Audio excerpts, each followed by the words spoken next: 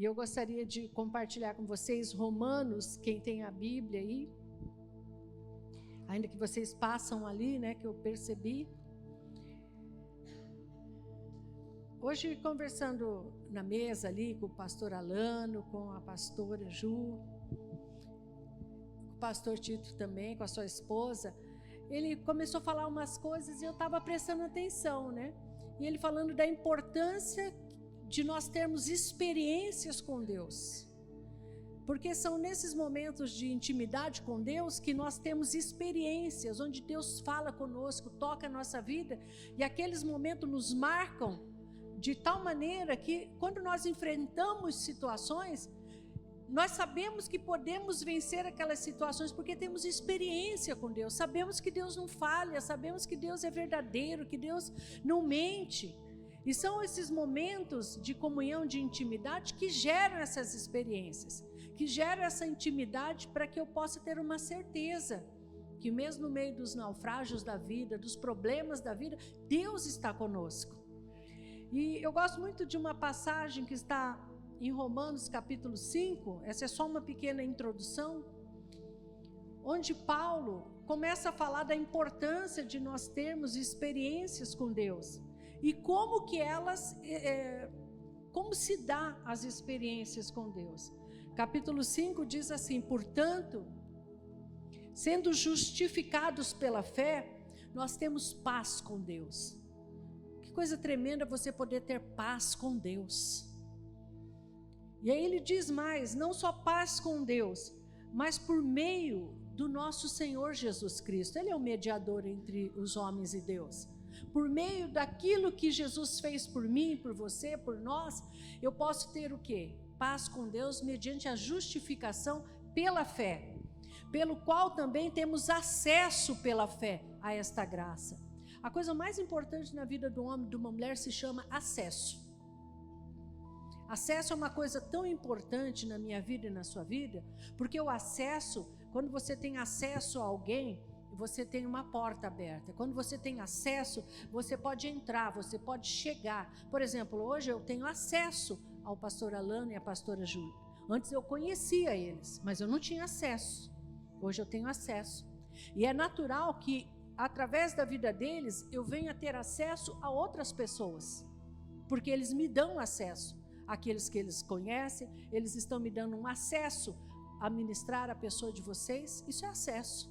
E acesso é uma coisa muito importante. E aqui diz que nós temos acesso pela fé a esta graça. Que graça? A reconciliação, a justificação em Cristo Jesus, pela qual estamos firmes e nos regozijamos na esperança da glória de Deus. Uma coisa que nós temos que manter na nossa vida, no nosso coração, é esperança. Eu costumo dizer que a esperança é prima irmã da fé. Você tem que ter esperança. Esperança de dias melhores, esperança do que Deus vai fazer na sua vida. Você tem que ter esperança que Deus está trabalhando e que você vai ainda viver os melhores anos da sua vida. Porque nós temos tido pela fé acesso a esta graça. Essa graça que nos completa, essa graça que nos sustenta, essa graça que nos supre a cada dia. E ele diz mais, e não somente isso, mas também nós nos gloriamos. No quê? Nas tribulações. Sabendo que a tribulação produz paciência, e a paciência produz o quê? Esperança. Em algumas traduções, experiência. E a experiência, a esperança, e a esperança não nos envergonha. Sabe, se você adquire experiência, uma coisa que começa a ficar forte na sua vida, quando você tem experiências com Deus, você tem esperança. Pode o mundo estar desabando, mas você tem esperança nessa graça. Você tem esperança na glória de Deus, na presença de Deus. É a experiência que dá para você esperança. Por que muitas pessoas estão desesperançadas? Porque elas não têm experiência com Deus. Por elas não terem experiência com Deus, elas não têm esperança de dias melhores. Elas não acreditam que Deus ainda pode fazer grandes coisas na vida dela.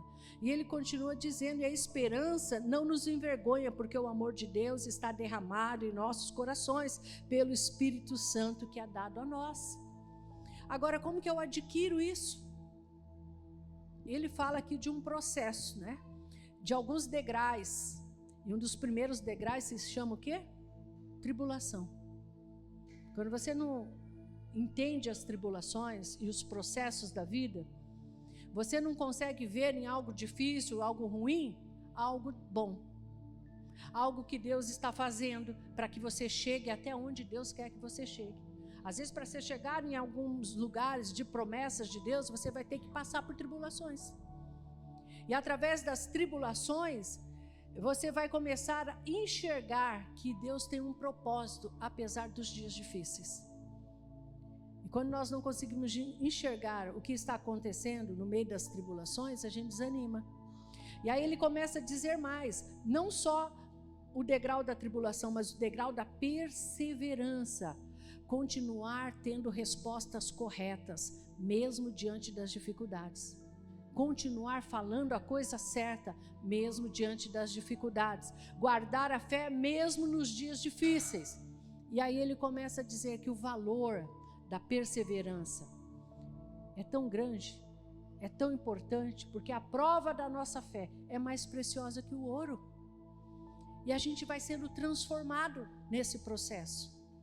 E eu acredito que eu já falei com vocês que eu tenho aqui na minha Bíblia algo que eu escrevi, onde eu diz, as tribulações, elas precisam gerar na minha vida esperança, jamais desistência.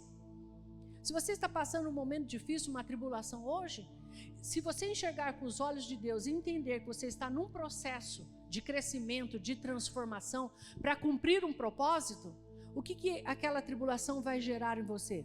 Desistência? Não. Você vai enxergar com os olhos da fé e entender, Deus está fazendo algo em mim. E quando você entende isso, você vai tendo esperança, e a esperança é o resultado da nossa experiência.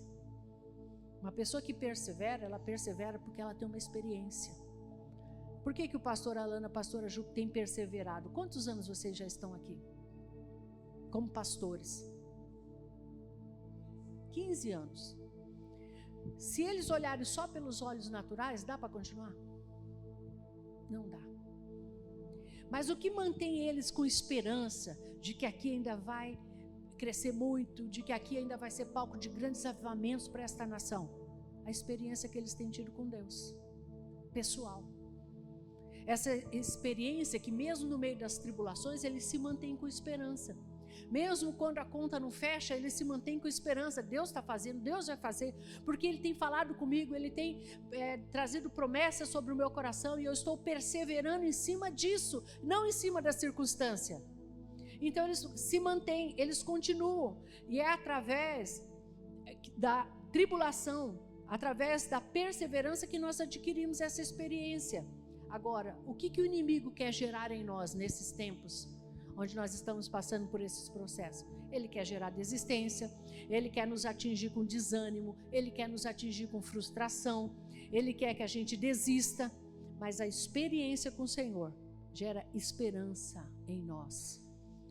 E eu acho tremendo porque é Paulo que escreve isso. E esse homem precisou ter uma experiência com Deus para que ele pudesse suportar tudo que ele tinha que suportar para cumprir o propósito de Deus na terra.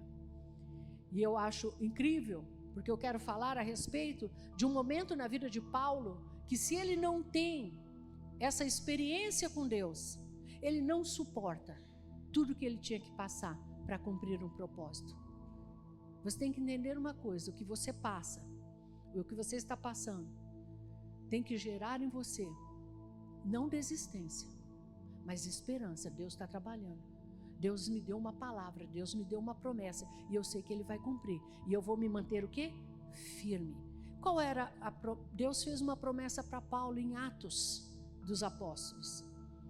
Paulo está preso em Jerusalém, e quando ele está preso em Jerusalém, Deus fala com ele.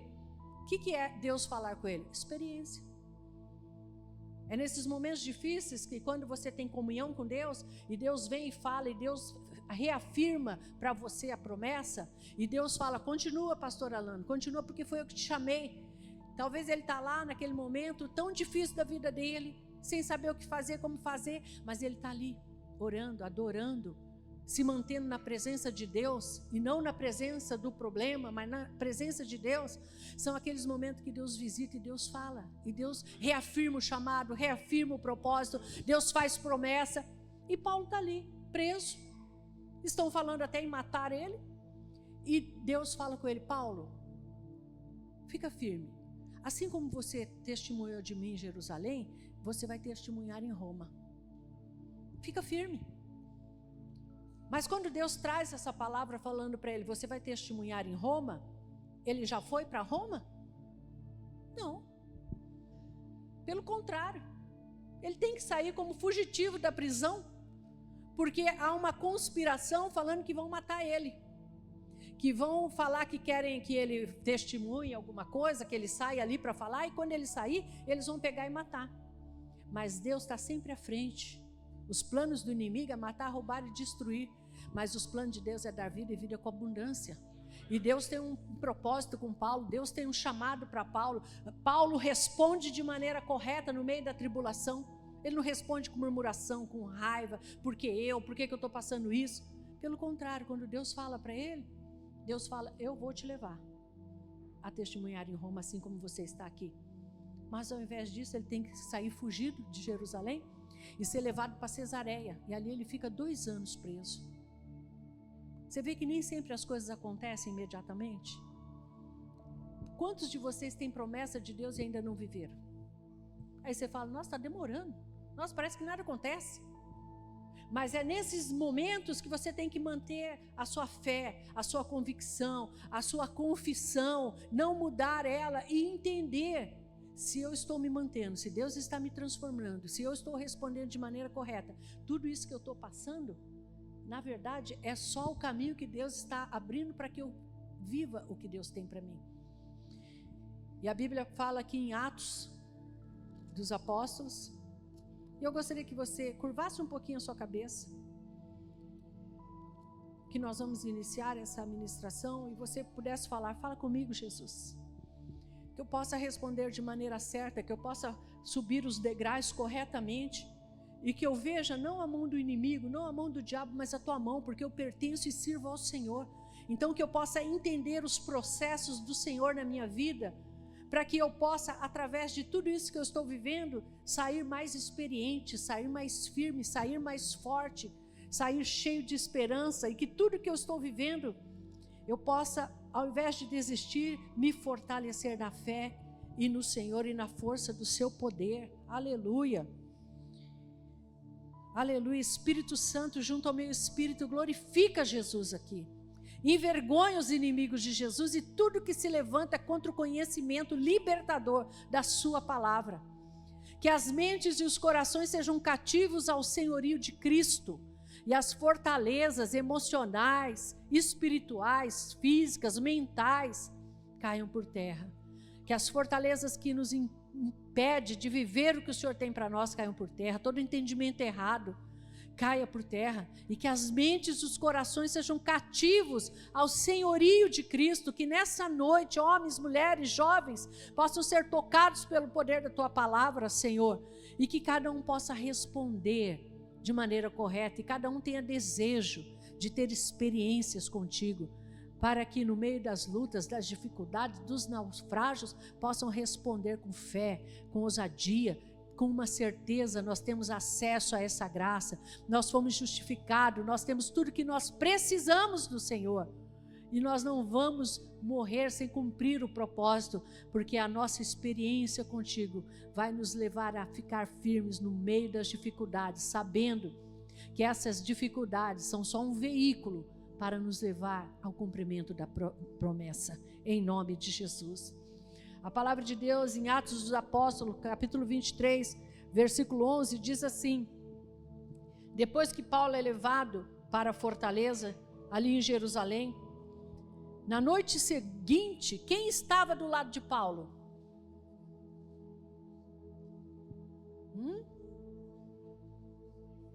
Quem que estava do lado de Paulo? Gente, que tremendo. Você está ali tranquilo, de repente, quem está do teu lado? Quem estava do lado de Paulo? O Senhor. E o que o Senhor fala para Paulo? Ele fala para Paulo assim: olha, Paulo, tem ânimo, tem coragem, ser forte. Tem ânimo, Paulo. Não se deixe abater por esse momento. Não se deixe abater por essa prisão. Não se deixe abater por esses fariseus, por esses hipócritas que estão tentando te matar. É isso que Jesus está ali falando, o Senhor está falando para ele. Tem bom ânimo, Paulo. Sabe por quê? Pois como você testificou de mim em Jerusalém, assim é preciso que você testifique de mim em Roma. O que Paulo está recebendo ali? Uma promessa. De que assim como ele testificou de Jesus ali, ele ia testificar em Roma. Mas onde que ele está? Preso. Sabe, as maiores promessas de Deus vêm nas nossas vidas naqueles dias mais sombrios. As maiores promessas de Deus na nossa vida vêm naqueles dias que ninguém mais acredita na gente. Vem naqueles dias que a gente fala, mas o que eu vou fazer? Eu estou preso, não posso fazer nada, eu não tenho nada, eu não consigo nada. Mas a questão não é onde ele estava, é quem estava lá com ele. Essa é a diferença na minha e na sua vida, não é onde eu estou, mas se ele está lá. Se ele está lá, pode ter certeza, vai ter direção. Vai ter provisão, vai ter o que eu preciso. E a primeira coisa que ele fala para Paulo, tem ânimo. Porque nessas horas, o que parece que quer bater um desânimo, né, gente? Parece quando as coisas não saem da maneira que a gente espera. Quando as coisas não acontecem no tempo que a gente espera, parece que bate um desânimo. Por que Jesus teve que falar para Paulo? A primeira coisa, tem ânimo. Porque certamente, aquele momento era um momento difícil. Ele era um ser humano. Ele era um homem que também tinha sentimentos. E Jesus fala para ele, tem ânimo, fica tranquilo. Porque você vai para Roma. Eu costumo dizer, para onde Deus vai levar cada um de nós, o que Deus vai fazer através de cada um de nós, nós só temos que nos render. Como vai acontecer? Deixa com Deus. Deus sabe o caminho para Roma. Deus sabe o caminho para o cumprimento da sua promessa. Deus sabe o caminho que você deve ter que seguir, que você vai precisar seguir. E Deus vai fazer com que todas as coisas cooperem para o teu bem, até mesmo a prisão.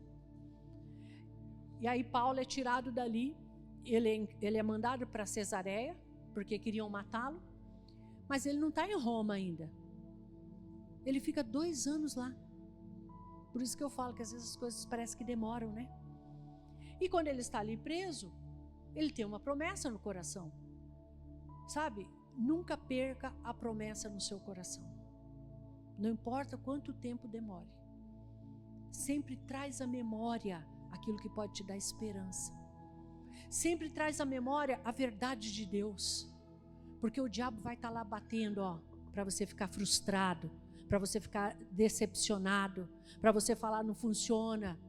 A vida no Espírito, para muitos desistem dela, porque eles esperam algumas coisas muito mirabolantes e parece que não acontece, eles desanimam de continuar firmes, perseverantes, até experimentar aquele rio maravilhoso de Deus, os momentos gloriosos, as experiências gloriosas.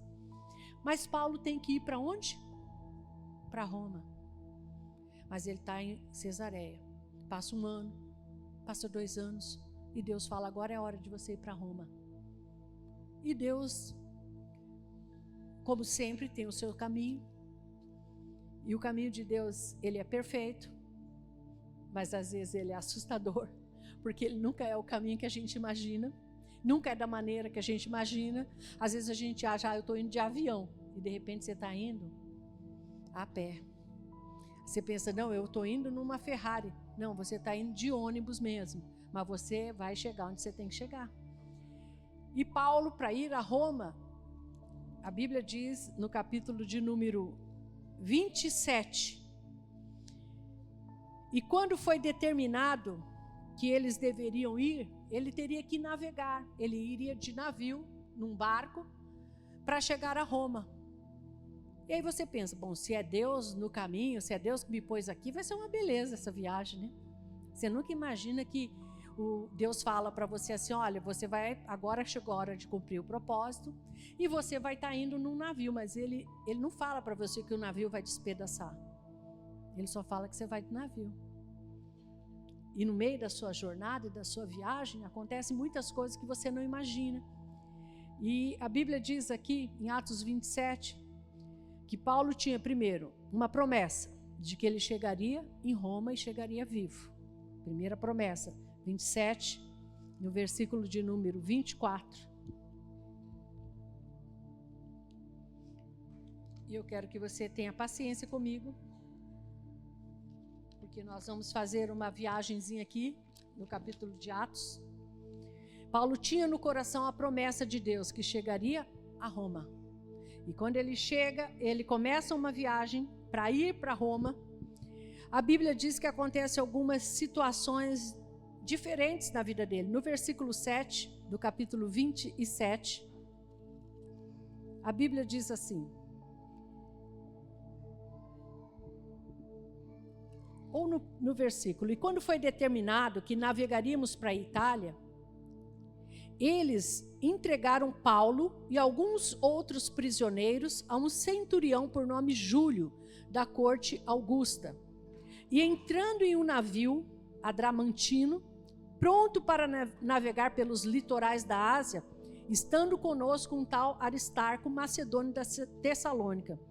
E no dia seguinte chegamos a Sidom, e Júlio tratou Paulo gentilmente, deu até liberdade para ele ir até seus amigos, revigorar-se.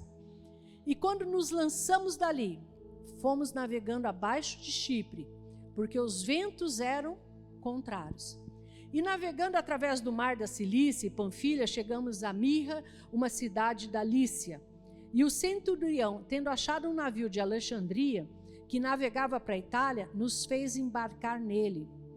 E navegando lentamente durante muitos dias, e tendo chegado com dificuldade, num certo lugar, defronte de Quinido, o vento não permitindo que navegássemos abaixo da Creta diante de Salmona. E passando com dificuldade, chegamos a um lugar chamado Bons Portos, próximo da cidade de Laceia.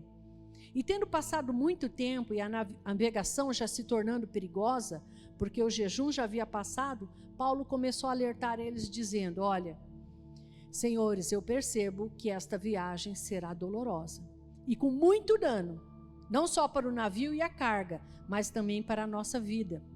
Mas o centurião acreditava mais no capitão e no dono do navio do que nas coisas que Paulo falava. Paulo percebeu, peraí, eu acho que essa viagem não vai ser boa, mas agora eu já estou no barco. E ele avisa ali o capitão, o centurião: olha, eu percebo que a viagem vai ter grandes perdas, e até das vidas que estão aqui. Mas eles não quiseram saber, eles falaram: não, vamos e pronto. Mas Paulo, apesar de tudo, ele tinha uma visão espiritual, um discernimento espiritual. Mas aqueles homens não tinham. E eles continuam. E a Bíblia diz que conforme eles vão continuando, de repente, a gente gosta de falar dos de repente de Deus, né? Mas existe uns de repente na nossa vida que a gente não espera. A Bíblia diz, mas no versículo 14, mas não muito depois levantou-se o quê? Um vento tempestuoso, chamado Euroaquilão. Interessante, é um tufão. Imagina você está dentro de um barco, de repente um tufão no meio do mar, no meio daquele lugar que você está.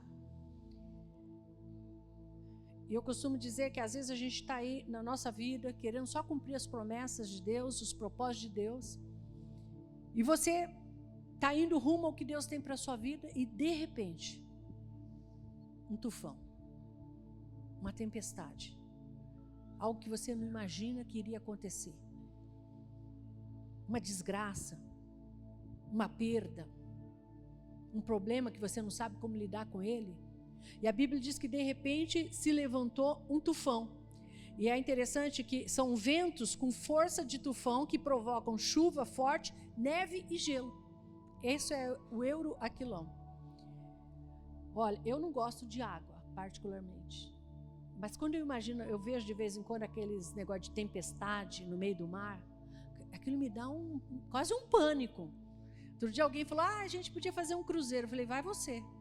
Eu não vou, porque quando você imagina essa imensidão, essa coisa, e Paulo está ali, de repente, muda tudo. Primeira coisa que bate numa pessoa numa hora dessa é o quê? O desespero, eu vou morrer. Mas Paulo não tem essa atitude. Paulo tem uma responsabilidade. de chegar a Roma e cumprir um propósito. Então, Paulo tem o quê? Experiência com Deus. Naquele momento ele se desespera? Não. Ele não se desespera. Ele não sabe como que ele vai chegar, mas ele sabe que ele vai chegar. Ele não sabe como que vai se dar aquele tufão, mas uma coisa ele sabe, seja por tufão, seja por baleia, seja pelo que for, eu vou chegar lá. Só que ele está junto com muitas pessoas, acho que 276 pessoas, dentro daquele barco. E a Bíblia diz que quando ele está ali, quando Paulo não está vendo assim humanamente, da parte daquelas pessoas que estão com ele, nenhuma disposição de mudar a direção, Paulo entende, eu preciso me manter firme.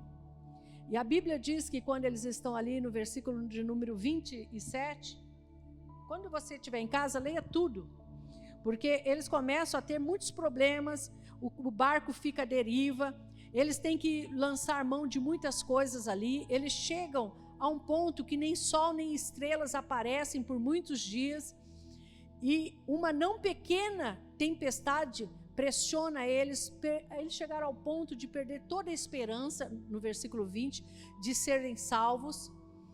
Mas após longa abstinência, Paulo se levanta no meio deles e diz: Senhores, vocês deviam ter me ouvido e não ter partido de Creta, e assim evitaríamos muitos danos e perda.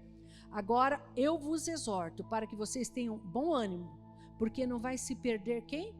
Nenhuma vida, de nenhum homem dentre vós, somente do navio. Por quê? Porque esta noite, quem que teve com Paulo de novo? É que eu falo, gente, não é a tempestade, é se Deus vai estar lá. Não é o tufão, é se Deus vai estar lá. E a Bíblia diz que ele diz assim: porque esteve comigo esta noite o anjo de Deus, de quem eu sou e a quem eu sirvo. Quando você não tem experiência com Deus, você olha para a tempestade e você perde a oportunidade de ver Deus ali naquele lugar. Naquele momento, Paulo novamente recebe uma visitação. Deixa eu falar, Deus ama visitar a gente. Deus ama. Deus ama falar com a gente. Deus ama. Deus ama animar a gente. Deus ama levantar a gente. Deus ama falar: olha, eu estou com vocês. Quando vocês passarem pelas águas, estarei contigo. Quando vocês passarem pelo fogo, estarei com vocês. Tem de bom ânimo. Eu estou com vocês. Eu amo vocês. Eu tenho um propósito com vocês. Eu vou cumprir esse propósito se vocês deixarem. E Paulo se levanta para toda aquela plateia que está ali desesperada, sem esperança, sem nada. Sabe, eu vejo às vezes as pessoas estão se descabelando, desesperadas. Eu não sei o que eu vou fazer, eu não sei como que eu vou viver, eu não sei que... Mas quando ela se depara com pessoas que têm experiência com Deus, aquelas pessoas olham para elas e falam: tem de bom ânimo, fica firme. Eu creio que vocês têm pastores aqui, que quando vocês talvez chegam diante deles e falam: eu não sei o que eu vou fazer, pastor, estou desesperado. Eu tenho certeza eles têm uma palavra: tem de bom ânimo, Jesus vai operar, Jesus vai fazer. Mas por que eles falam isso? Por causa de um chavão? Para tentar convencer? Não, porque eles têm tido experiência. E quando você tem experiência, quando você fala, é vida, porque você já viveu e você sabe que aquelas pessoas também podem viver. E aqui Paulo diz para aqueles homens: olha, fica tranquilo, porque o Deus a quem eu sirvo e pertenço, você tem que ter um claro entendimento de quem você serve e a quem você pertence. E que nenhum fio da sua cabeça cai sem a permissão dele. A soberania de Deus é maior do que tudo. E quando você tem essa convicção: eu pertenço a Ele, eu não pertenço a mim mesma. Eu não pertenço a essa ou aquela família, ou a essa aquela situação. Eu pertenço a Deus, eu sirvo a Deus. E Ele vai me levar. Você tem um claro senso de certezas e direção, de que ninguém pode impedir o plano de Deus na sua vida, nem a morte, nem a vida, nem a fome, nem a espada. Nada pode impedir que Deus faça na sua vida, nem mesmo um tufão que se levanta no meio do mar, nem mesmo uma adversidade que você possa estar vivendo hoje e que você não vê a direção para ela, não vê solução. E ele diz: olha, fica tranquilo, porque ele apareceu e ele me falou que ninguém vai se perder, que não vai acontecer nada se nós seguirmos as direções claras. E ele diz mais: é necessário que eu esteja diante de César.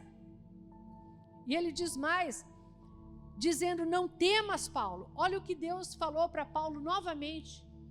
A mesma coisa. Não tema, tenha ânimo. O medo é uma arma diabólica na nossa vida, gente. Quando a gente tem medo, quando a gente tem temor, aquilo nos desestrutura. O medo faz a gente imaginar a coisa maior do que ela é. O medo é uma coisa tão assustadora que ele te paralisa. Ele te paralisa. Você não sabe para onde ir, o que fazer. O medo é uma arma diabólica para paralisar seu chamado, sua vida, sua casa, sua família, seus negócios. Hoje nós vivemos uma instabilidade financeira no nosso país e às vezes o medo quer nos paralisar. Vai falir, você vê, está tudo fechando, você vê, e aquilo vai tomando uma conta dentro da gente que a gente fica sem saber o que fazer, a gente tem medo. Não que a gente não tenha que ter prudência economicamente, mas às vezes o medo vai tomando uma proporção que aquilo nos destrói. E eu quero dizer, sempre que Deus chega na nossa vida, Ele chega para dizer: não temas, eu sou contigo, eu te esforço, eu te ajudo. Operando eu, quem vai impedir? E Deus aparece novamente, fortalecendo ele com uma palavra. A palavra fortalece, a palavra levanta, a palavra anima. Quando você sai ali daquele momento com Deus, você entrou cheio de temor, cheio de medo, de repente você sai dali dizendo: não, Deus é bom, Deus é fiel, Deus vai cumprir. Por isso que o diabo tenta tirar você do teu tempo de comunhão diária. Por isso que a sua carne não quer ficar naqueles lugares. Porque uma das coisas que a presença de Deus faz por nós e em nós é tirar nosso medo. Todas as vezes que nós estivermos lá, pode ser que entramos até mesmo cheio de pecados e nós nos arrependemos, pedimos perdão. A primeira coisa que Deus fala para nós é: vai e não peques mais, continua a tua jornada, seja forte, seja firme. E Paulo diz que Deus fala para ele: não temas. Sabe por quê, Paulo? É necessário que você seja levado diante de César. E eis que Deus te deu todos os que navegam contigo. Sabe, uma mulher e um homem que se mantém firme na promessa de Deus, ele abençoa todos que estão perto. Sabia disso? Às vezes você fala: como que eu vou abençoar minha família? Ser fiel a Deus, cumpre o teu propósito, que toda a tua família é abençoada. Toda a tua família é abençoada. Às vezes a gente fica lá tentando resolver o problema da família. Ser tu uma bênção, só isso. Ser firme, cumpre o propósito de Deus, obedece a Deus, que a tua descendência é abençoada automaticamente. Deus está falando: Paulo, todos que estão com você vão se salvar. Ele está dizendo: se mantém firme, ser forte, porque eu vou dar para você todos os que estão aí no barco. Então, relaxa, alivia a bagagem e tenha uma certeza: você e sua casa vai servir ao Senhor e acabou. Não fica tentando carregar o negócio e uma sofrência, gente. Fica firme, tendo experiências com Deus, porque Deus vai falar. E quando Deus falar, Deus vai falar: tem de bom ânimo, filho. Todos que estão com você, todos que pertencem à tua família, vão estar debaixo da tua bênção. Serão abençoados, serão protegidos. Olha, um homem e uma mulher no centro da vontade de Deus, ele é uma bênção para a humanidade. Forte isso. Esse homem, essa mulher se torna uma bênção para a humanidade. Porque onde ele chega, chega livramento, chega bênção, chega cura. Esse homem, onde ele chegou para ser bênção. E as pessoas que estavam no barco foram abençoadas por causa dele. Por causa dele. E Deus fala para ele, o anjo fala para ele, o anjo do Senhor, quando diz o anjo do Senhor, pode ter certeza, é o próprio Jesus ali falando. E ele diz: ninguém vai se perder, Paulo, porque eu tenho um propósito com você. E é interessante que, dizendo isso, Paulo então fala para aquelas pessoas: gente, tem bom ânimo. Começa a falar para as pessoas que estão olhando para você. Começa a falar para a sua família, para a sua esposa, para o seu esposo, para os seus filhos. Tem bom ânimo. Nós vamos chegar onde Deus tem para nós. Tem bom ânimo. Fica firme. Não fica em medos, em tormentos. Deus está no barco. Deus está conosco. E aí a Bíblia continua dizendo: é, portanto, necessário irmos encalhar numa ilha. Mas a Bíblia diz que quando chegou a 14ª noite, imagina, já era a 14ª noite, onde não tinha sol, não tinha lua, não tinha nada, era uma escuridão, era tempestade para todo lado. Fomos levados para cima e para baixo, em Adriático, e em torno da meia-noite os marinheiros acreditavam que estávamos perto de alguma terra. E sondando a profundidade, acharam 20 braças. Passando um pouco mais adiante, voltando a lançar a sonda, acharam 15 braças. E temendo ser atirados contra alguns rochedos, eles lançaram 4 âncoras da popa, desejando que amanhecesse. E os marinheiros procuravam fugir do navio, descendo do bote ao mar, com o pretexto de quererem lançar âncoras da proa. Na verdade, eles falaram: vamos aproveitar esses botes e vamos fugir, porque esse negócio vai dar mal. Esse negócio não vai dar bem. Mas olha o que acontece. Paulo disse ao centurião e aos soldados: se estes não permanecerem no navio, não poderão ser salvos. Aqueles homens falaram: olha, vamos aproveitar e vamos fugir, porque o barco vai afundar. Muitas vezes, as pessoas, por não entender o momento, tomam decisões precipitadas. E ao invés de serem abençoadas e protegidas, podem até morrer.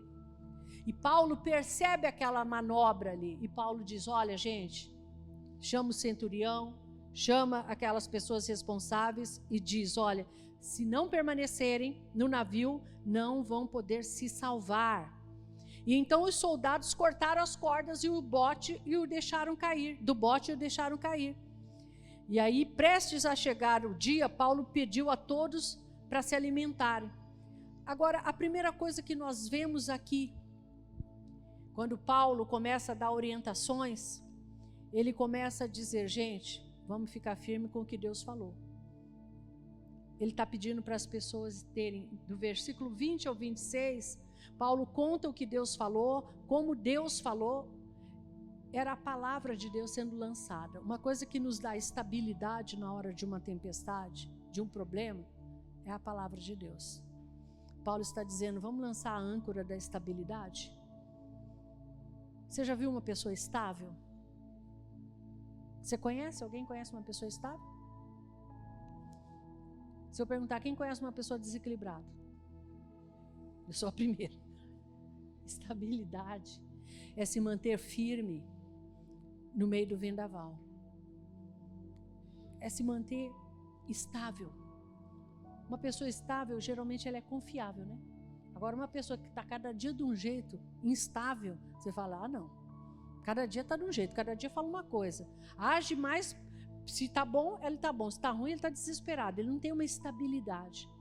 Paulo está dizendo: olha, a palavra nos traz estabilidade. Então, vamos nos manter estáveis, firmes. Paulo está dizendo: quando o sistema de navegação falha, o equilíbrio é a melhor coisa.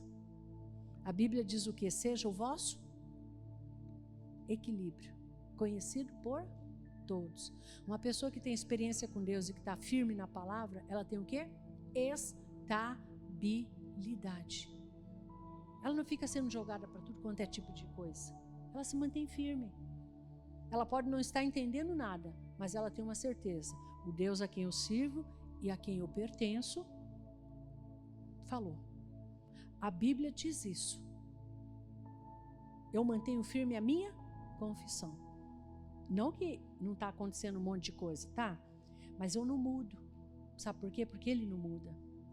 E aquilo que Ele fala, aquilo que Ele promete, Ele cumpre. Então Ele fala: olha, a gente pode se perder na tempestade, mas nós podemos nos manter cheio de esperança, de salvação, de salvamento, e não abandonar isso. Mas aqueles homens quase que perdem a oportunidade de serem salvos e se manterem vivos por não terem se mantido estáveis naquele momento. A Bíblia diz que toda esperança de salvamento foi abandonada no versículo 20.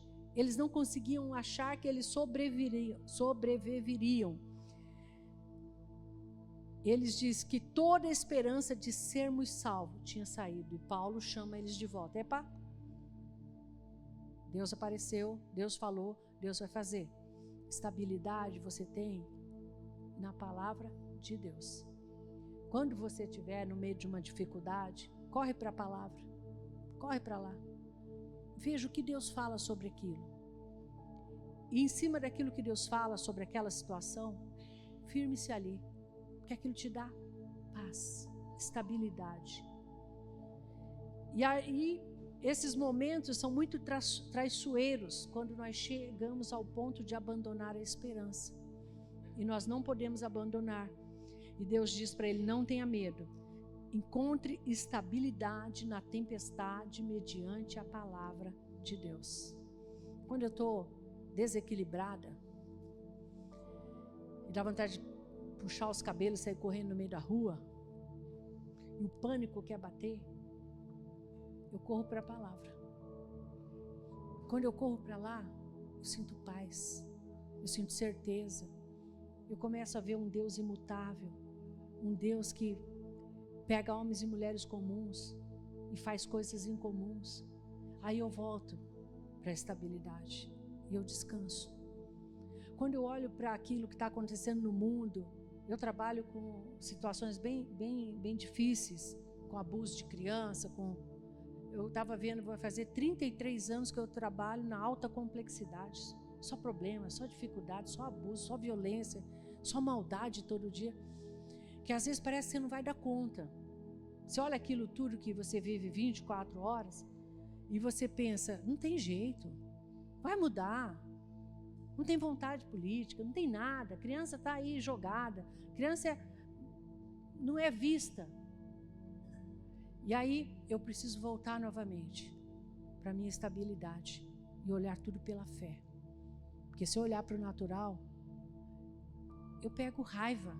Pego raiva das pessoas, pego raiva da igreja, que às vezes é tão omissa, que às vezes ajuda tantas coisas, mas não ajuda o pobre, o necessitado, às vezes não ajuda os orfanatos, não ajuda aqueles que realmente necessitam. Aí eu tenho que voltar, respirar, olhar e lembrar, Jesus ama as crianças, Jesus cuida, Jesus vai levantar pessoas, Jesus vai levantar mantenedores, Jesus vai fazer o que eu não posso fazer. Estabilidade. Senão eu penso, não tem esperança de salvação, não tem, não dá. E Paulo chama esses homens para a estabilidade, mas Paulo também chama esses homens para uma coisa muito importante.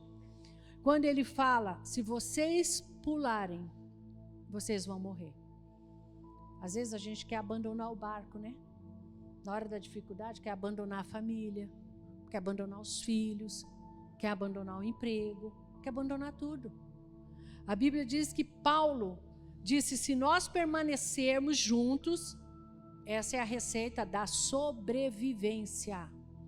Nós estamos vivendo dias tão difíceis, gente, que a âncora da unidade, ela é fundamental. O permanecer.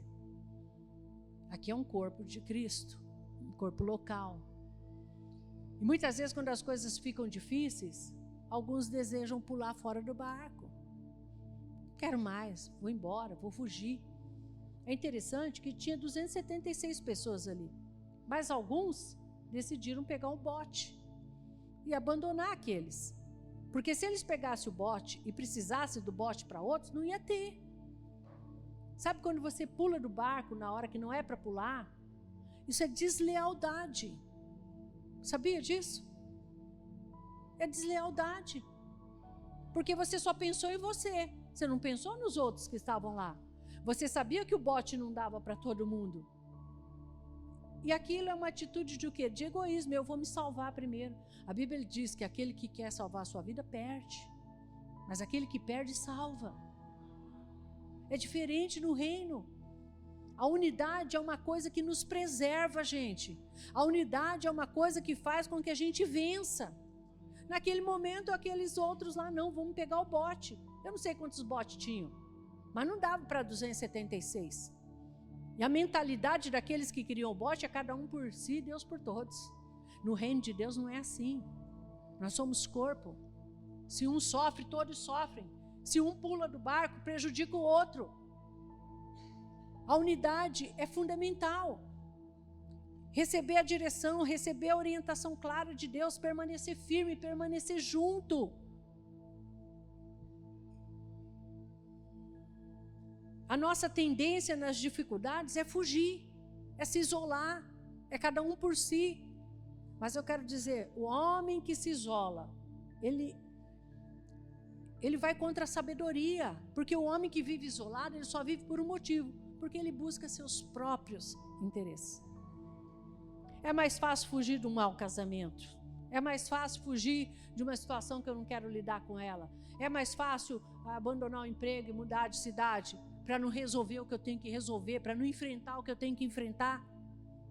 É mais fácil fugir. Gente, é mais fácil fugir. É muito mais difícil permanecer. É muito mais fácil abandonar o barco do que ficar ali, acreditando que Deus está trabalhando, que Deus está fazendo. E quando nós nos isolamos, a gente acaba se perdendo. Quantas pessoas, por fugir, hoje estão fora do corpo de Cristo, magoado com todo mundo, não quer saber de nada, abandonou tudo. Mas nós nos isolamos também através de droga, bebida, sexo, tantas outras coisas. Nós pulamos do barco, mas na verdade precisamos estar juntos. Nós precisamos uns dos outros. Nós precisamos da nossa família, nós precisamos dos nossos irmãos em Cristo, do corpo de Cristo. E Paulo está dizendo, se vocês pular, vocês vão morrer. Tem gente que quer pular da igreja. Tem gente que talvez está sentada aqui hoje e fala, não quero mais. Meu último culto. Vou dar um chute no negócio. Mas deixa eu falar. Deus tem promessa na sua vida? Não pula do barco. Busca unidade. Busca se unir mais ainda com a sua família. Porque na hora que a coisa pega mesmo, sabe quem que está com a gente? Nossa família. Na hora que o negócio pega mesmo, sabe quem está com a gente? Nossos filhos, nosso pai, nossa mãe, nosso irmão, nosso pastor. Conhecendo o coração do pastor de vocês e da pastora, eu sei que eles estão com vocês. Eles amam vocês. Eles podiam pular do barco. Talvez a vida seria até mais fácil. Mas eles não vão pular do barco. Sabe por quê? Eles têm uma promessa de levantar um povo aqui, cheio de Deus, cheio do Espírito Santo. E eles vão ficar. E eles vão sempre estar falando para vocês, não pula do barco, gente. Vamos ser mais unidos, vamos estar mais firmes, vamos contar uns com os outros. Sabe o que faz a gente cumprir propósito? Se chama unidade. Como que vocês vão cumprir um propósito nessa cidade sem unidade? Cada um falando, não, eu vou pegar esse bote para mim. E abandonando os outros. Não dá. Não salte, fique a bordo. Paulo está orientando. Isso aqui é uma lição, gente. Paulo está dizendo, fica todo mundo aqui, fica todo mundo em paz, nós temos promessa, nós vamos chegar, nós não vencemos sozinhos, fica perto. A âncora da unidade nos prende. Você sabia que a igreja nos protege? O corpo de Cristo nos protege? Família nos protege. Viver em comunhão nos protege. E aí Paulo, no meio daquela tempestade, aqueles homens continuam ali. E Paulo fala para eles, olha, vamos fazer o seguinte. E eu vou já encerrar. Continua no barco, vamos continuar juntos. E aí ele diz mais. E preste a chegar o dia, Paulo fala com eles o seguinte, olha, vamos nos alimentar. E ele diz, já é o 14º dia que nós esperamos. Nós estamos em jejum, não comemos nada, estamos fracos. E eu exorto vocês que comam alguma coisa, porque é para a vossa saúde. Porque nenhum cabelo da cabeça de qualquer um de vós cairá. E tendo falado isso, o que Paulo faz? ele ora. A gente precisa de renovação. A gente precisa se alimentar no meio da tempestade. Tem gente que no meio da tempestade se isola, não ora, não lê Bíblia. Paulo está dizendo, olha, a gente já está fraco, a luta é brava, o negócio está difícil, vamos comer. Trazendo para o campo espiritual, vamos comer, vamos nos alimentar daquilo que pode nos dar esperança, vamos nos alimentar da palavra, vamos nos alimentar da oração. Muitos de nós estão fracos, gente, só está resistindo, mas você não vai aguentar muito tempo se você não tiver uma renovação, se você não tiver uma experiência, se você não tiver uma palavra clara. Você não pode viver da experiência do pastor, da pastora ou de alguém que você acha espiritual. Você precisa comer. Paulo está dizendo, olha gente, vamos comer, se não comer vocês não vão dar conta. Às vezes a gente fica lá tentando que a pessoa coma da palavra, coma da vida com Deus, ore. E aí a pessoa fica só aguentando na carne. Ah, mas pelo menos eu não pulei do barco, mas está fraco. Não consegue fazer nada, não consegue fluir, não consegue ser o que Deus chamou para ser. Paulo diz, gente, vamos comer, porque se nós não comermos, nós não vamos conseguir fazer o que nós temos que fazer. Vamos orar, vamos jejuar, vamos ler a Bíblia, vamos nos alimentar. E Paulo então dá graças ao Senhor. Obrigado, Deus, obrigado. Sabe o que é gratidão no meio da tempestade? Eles não iam comer o que eles queriam, eles iam comer o que tinha, que já não era muita coisa. E ele levanta as mãos, ele dá graças ao Senhor. A Bíblia diz que ele faz uma oração. Oração é renovação, gente. Se você parou de orar, você morre. Você não ouve. E quando você não fala com Deus e Deus não traz para você palavras, respostas, aquilo te enfraquece. E a Bíblia diz que naquele momento, ele levanta as mãos, ele ora, e ele faz uma oração pela comida, e eu acho isso tremendo. E ele diz assim, graças a Deus na presença de todos eles, e parte e começa a comer. O que isso me faz entender? A renovação nos protege. Paulo encorajou os homens a comer e a revigorar-se. Primeiro ele ora, todos oram. Tudo estava terrível à volta deles. Mas quando eles oram e eles começam a recobrar forças, você tem que recobrar força para lutar, você tem que recobrar força para sentar com a sua esposa, sentar com o seu esposo, resolver o que vocês têm que resolver com a sua família, no seu trabalho. Você tem que recobrar força para enfrentar, sabe? Nós esgotamos, lutamos com nossa própria força e acabamos fracos, física e emocionalmente, exausto. Aquele povo está exausto, sem dormir, sem comer. Eles precisavam ser renovados. Talvez muitos aqui estão fracos, exaustos emocionalmente, sem energia. Sem energia. Pastor, eu não tenho energia para resolver esse negócio. Tenho força.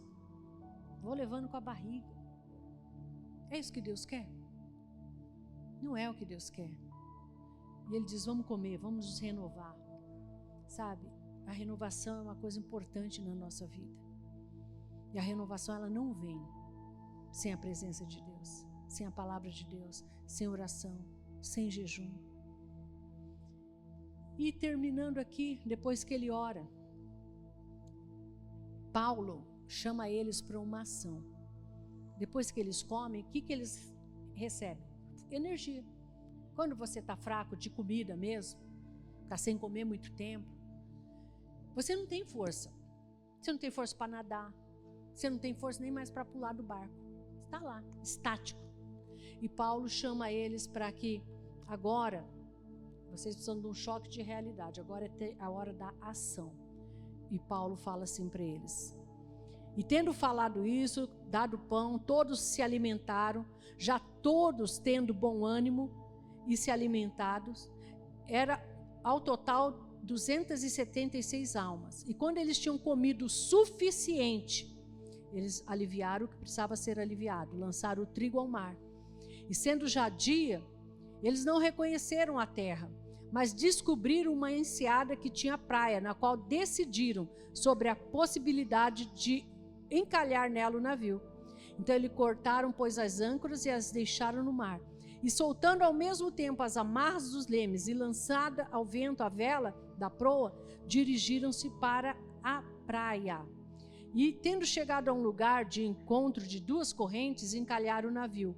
E, fincando-se a proa, tornou-se imóvel, mas a polpa estava quebrada com a violência das ondas. E os soldados se aconselharam a matar os prisioneiros, para que nenhum deles escapasse nadando. Mas o centurião, querendo salvar a Paulo, manteve eles longe do seu propósito e mandou que os que pudessem nadar se lançassem primeiro ao mar e alcançassem a terra.